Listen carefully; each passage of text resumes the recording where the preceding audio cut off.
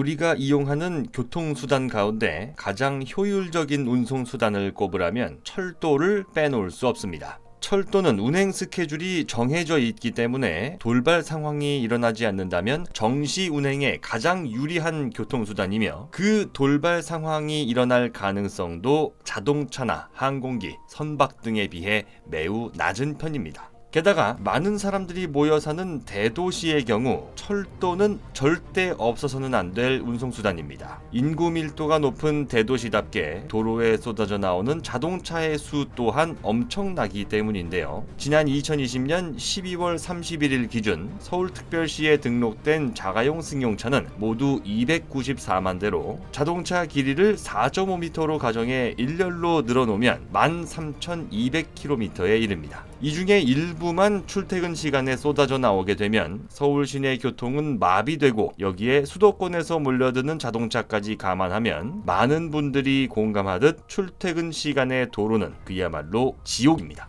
하지만 철도는 사람으로 북새통을 이룰지언정 막히지는 않기 때문에 대도시와 주변을 잇는 교통수단으로는 가장 효율적이라 할 수 있는데요. 문제는 사람이 그만큼 많이 타기 때문에 자칫 사고가 발생하면 인명피해 규모가 걷잡을 수 없이 늘어난다는 겁니다. 최근 대만에서 전해진 안타까운 소식이 있었습니다. 2021년 4월 2일 대만의 5대 명절 가운데 하나인 청명절 연휴 기간에 믿기 어려운 대형 참사가 벌어졌습니다. 바로 열차 탈선 사고가 일어난 건데요. 터널 안에서 열차가 탈선하며 50명 넘는 사람이 목숨을 잃은 것을 포함해 250명 넘는 인명피해가 발생했습니다. 연휴를 맞아 수많은 사람들이 나들이를 떠나는 첫날 벌어진 대형 인명사고 소식에 침통한 심정을 감출 수 없었는데요. 대형 철도 사고가 발생할 수 있는 위험에서는 우리나라도 결코 자유로울 수 없습니다. 최근 논란이 되고 있는 수도권 신도시 경전철의 경우 전철이 와도 탈 자리가 없어 두세 대를 그냥 보내는 경우가 허다할 정도로 혼잡도가 심각한데요. 게다가 도시철도는 안전벨트와 같은 안전장치가 전혀 없기 때문에 만약 출퇴근 시간에 열차 탈선 사고라도 일어난다면 대재앙 수준의 인명피해가 발생할 수밖에 없습니다. 따라서 코레일과 같은 철도 회사는 열차가 지나다니는 선로 점검, 특히 열차가 지나다니는 길인 레일 관리에 사활을 걸 수밖에 없습니다.